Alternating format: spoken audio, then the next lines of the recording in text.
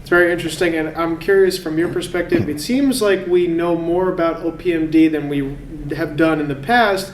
So what is kind of the miss, or why haven't we translated some of what we know into therapeutics? Obviously, it's kind of the big question across a lot of disorders, but talk a little bit about some of the challenges and barriers from taking what we know about OPMD and translating it into therapy. Yeah, there have been trials in the past.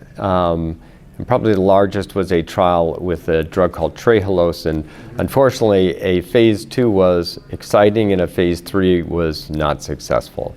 So then there was this sort of pause until we got into this new gene therapy era, and that's what we heard about at this meeting, and actually we heard about it at, I think, World Muscle Society last October, is that there is now a new technique where there's a gene therapy that has a cassette that includes a normal copy of the gene, but it also includes part of the transcript can produce 2 separate interfering microRNAs. So these microRNAs will interfere with the abnormal protein product, or the abnormal RNA transcripts, and then you still have the normal copy. So it's sort of a knock down and replace. And that's a very interesting model that is currently in humans after being used in beagles for swallowing, but now it's in humans, and it's an interesting strategy where they're actually directly injecting, and we didn't actually see the injection, but it's almost like a tattoo along these muscles to, under surgical procedure, inject into the superior and inferior pharyngeal muscles. And the hope is that that will allow for better quality swallowing. And I think there are now 2 or 3 patients that have been dosed for which we have some data. And there is data saying that pre-dosing the swallowing is a certain level of abnormality. And then post-dosing, the improvement over 2, 4, and 6 months has been improved swallowing with better quality of life related to the swallowing.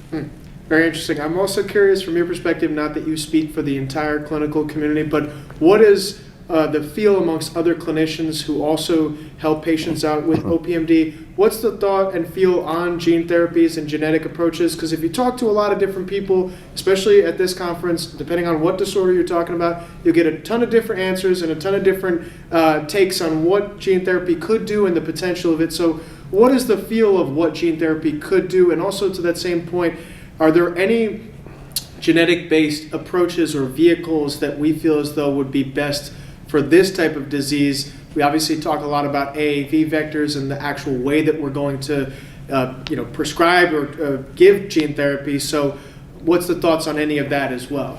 The current model is to use an AAV vector with the transcript.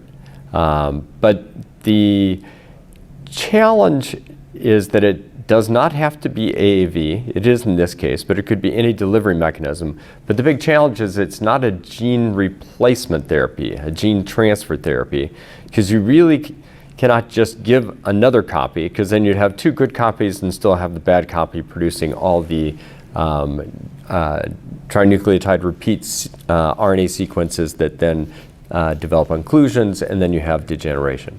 So it really is unique in that it's a combo therapy in this one cassette transcript, which is that you have both the normal copy being replaced, and then you have the 2 interfering RNAs that are part of that transcript. So I think that's what has taken a while, is that there are certain programs that are preclinical that have looked at just the interfering RNA strategy, others that have looked at other strategies, but the combination seems to be that it would work the best.